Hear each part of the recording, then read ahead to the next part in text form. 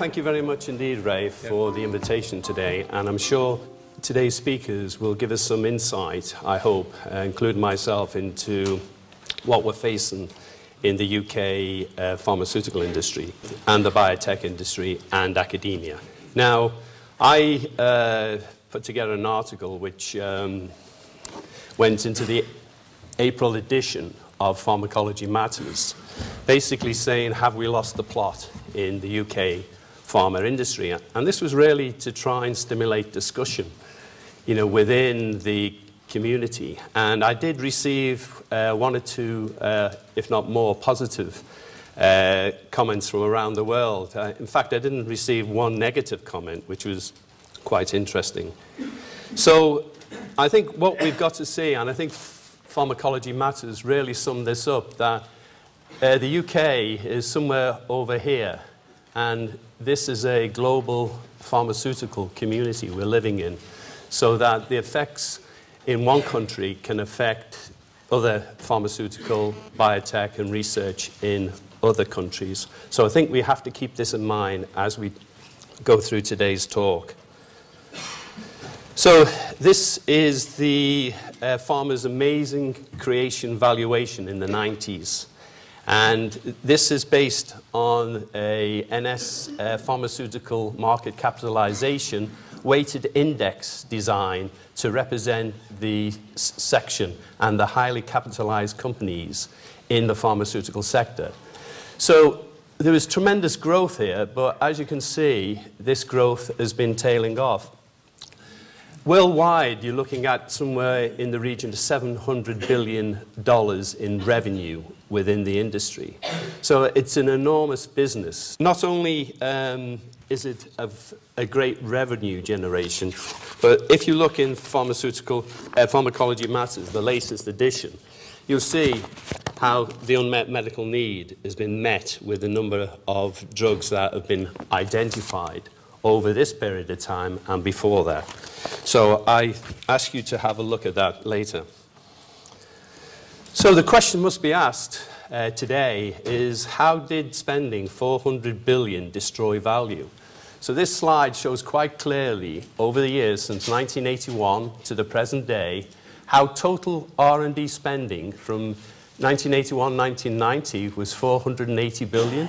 This went up to $168 billion in the 91 to 2000 period, and now somewhere in the region of $400 billion.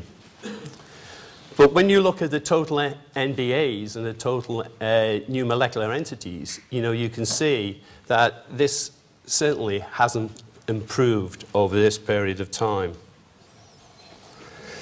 Why?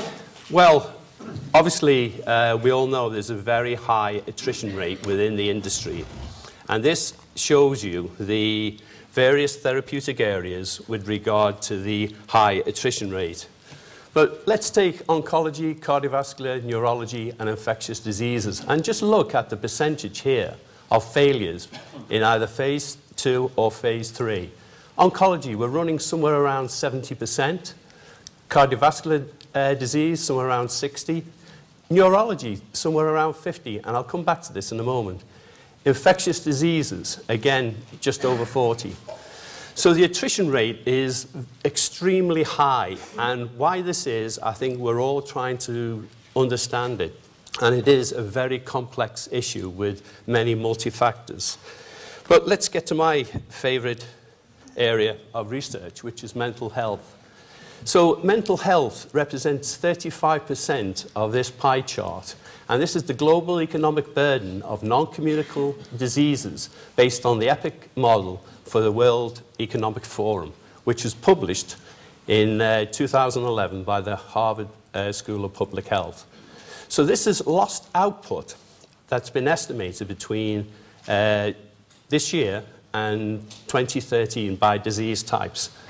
Now, almost every pharmaceutical industry now company has pulled out of mental health, with perhaps the exception of Pfizer and one or two others. So this, to me, is the enormous unmet medical need, which basically we don't seem to be addressing in major pharma today. However, this is where biotech is stepping up, and hopefully the new drugs will come from biotech in the future. So why the decline in R&D productivity?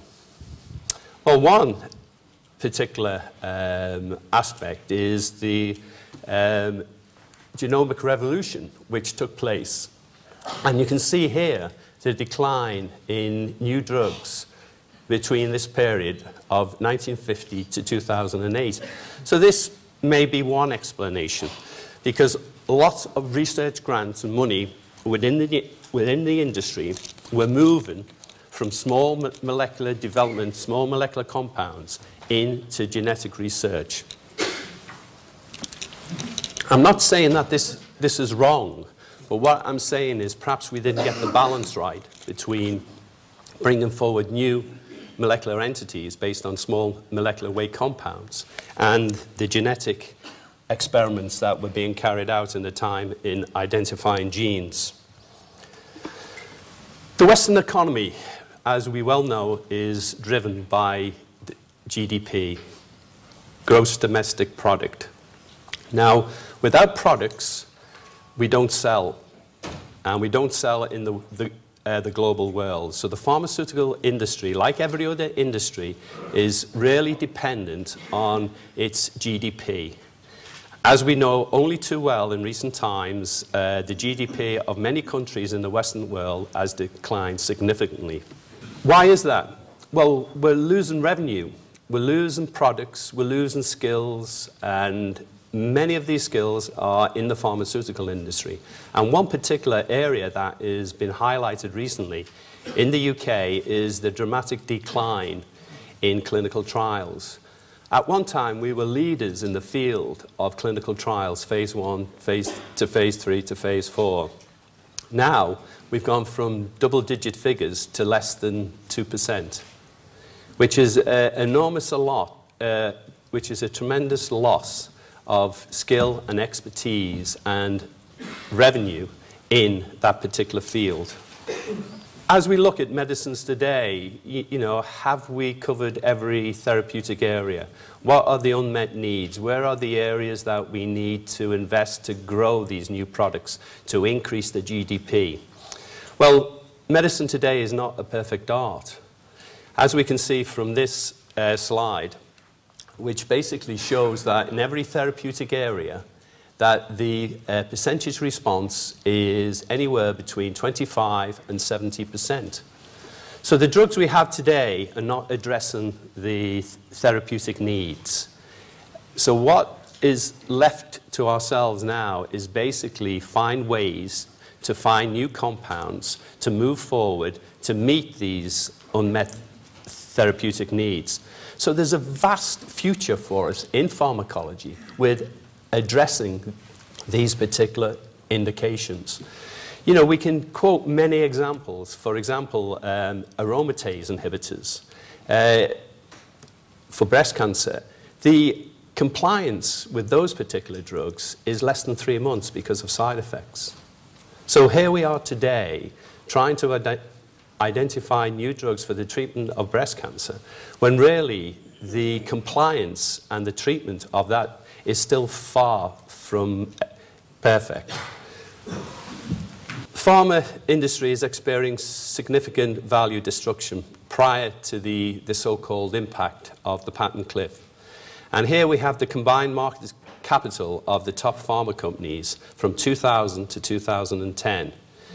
Now, as you can see, there were quite a few companies. Some of these I was involved with in my time, but slowly through merger and acquisition, we are left with fewer and fewer companies. And this seems to be the trend as we're looking at the restructuring, reorganization, merger and acquisition within the industry.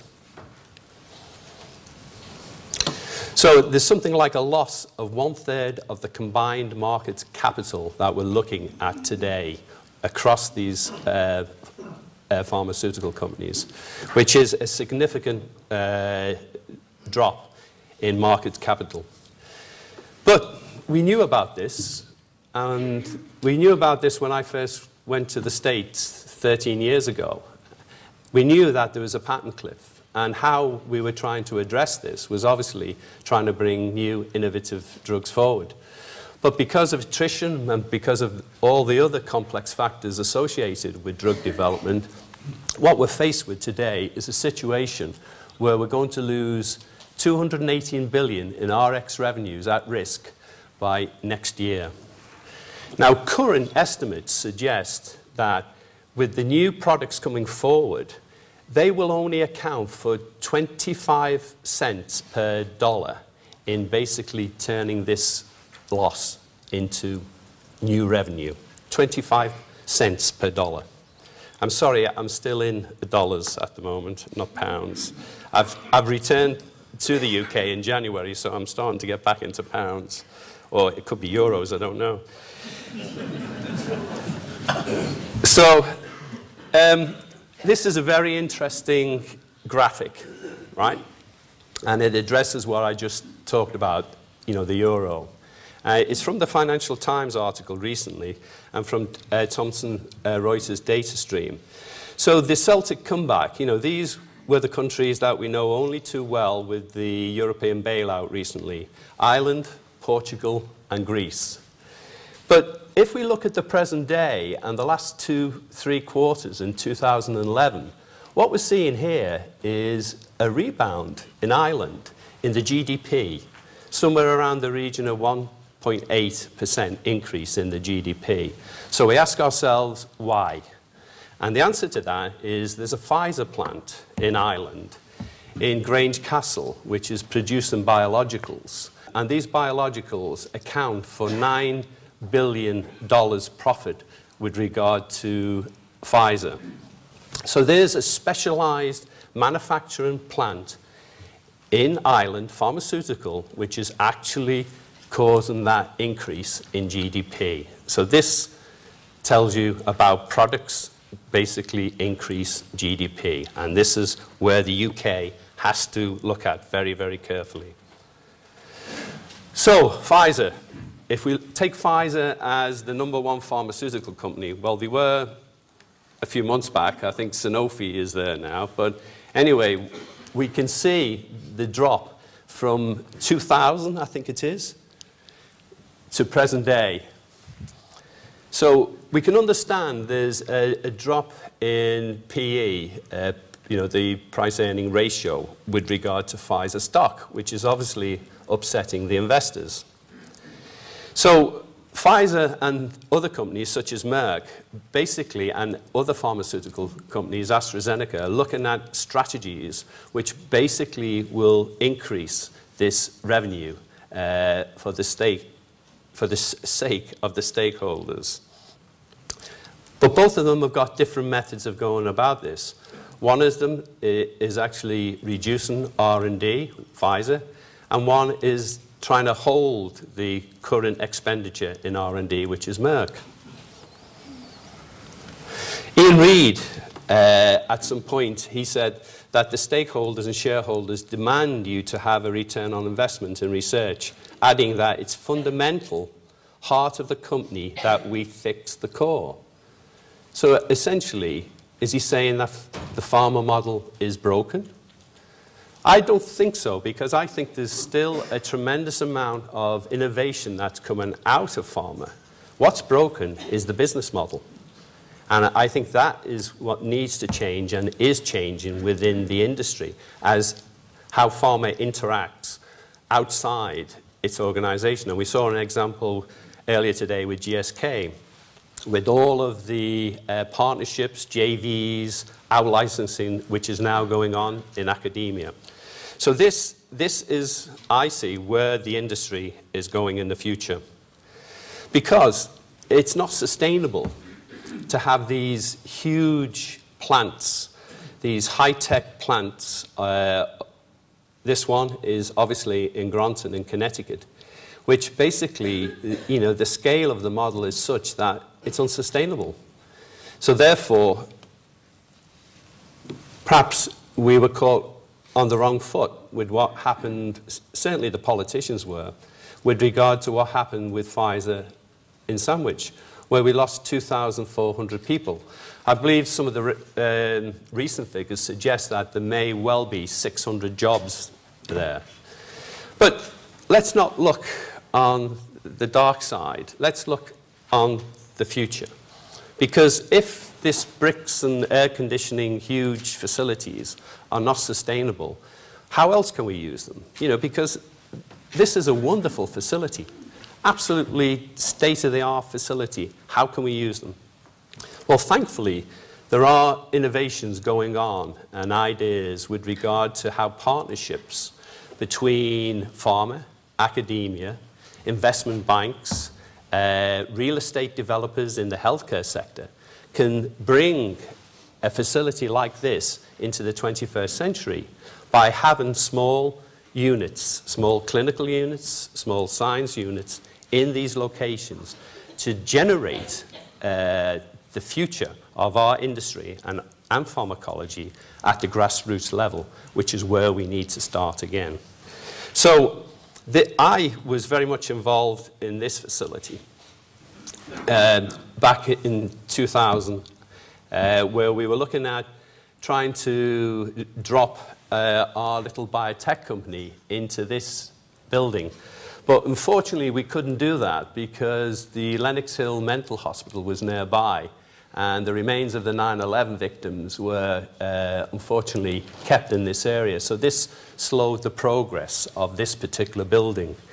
However, it's 1 million square feet, and there's another one next to it. And it's basically that concept where we can drop in these sort of clinical units. Now, I know this country is now got several initiatives with regard to these clinical units, and I can't go through all the acronyms because there's so many, but that's the good side. So you've got units like the unit in Paddington, behind Paddington, which is going to be part of the Golden Triangle, which will be Oxford, Cambridge, and the UK Research Centre for Innovation. So these are the $800 million the government's talking about of investment into research. And there's many other aspects of investment which are now going into start up these clinical or preclinical research units. Has biotech fared well in this time? Have we done any better? Well, the combined market capital obviously is nowhere near, big pharma.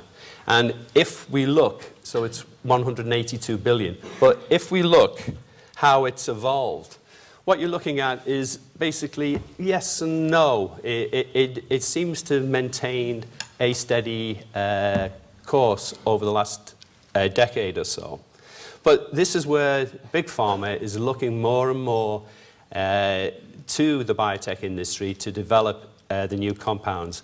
And in investment people, VCs are looking towards big pharma to basically bring the compounds out of biotech quickly because it's more cost effective. That's what they're saying. So, cost reduction, today's new pharma business model.